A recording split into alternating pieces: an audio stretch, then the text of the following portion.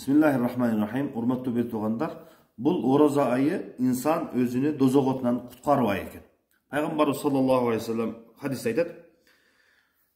Şu Oruza ayında bir elge çakırıp adamlarga çakırıp salуу üçün mындай deydi. Ya bagiyel hayr akbil. O жақшылықты izlegen adam. Gel bizge dep aytadi deydi. Jana ошондой o ya bagiyel şer aksir. Жамандыкты издеген, жамандык кылайын деген адам ошол жамандыгыңы токтот, кыскарт деп айтат дейт.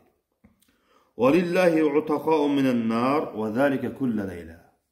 Ошондуктан дейт, кимде-ким өзүнү жамандыктан сактап, Алла Таалага жакшылыкка үндөп, жакшылыкка алып барган болсо дейт, орозонун ушул ороз айында Алла Таала көптөгөн адамдарды дозок отунан куткарат дейт.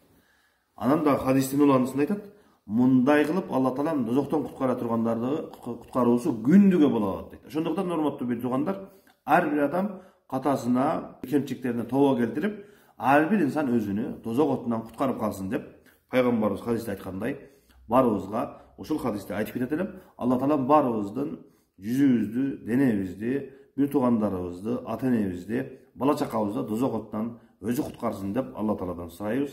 Assalamu alaikum wa rahmatullahi wa barakatuh.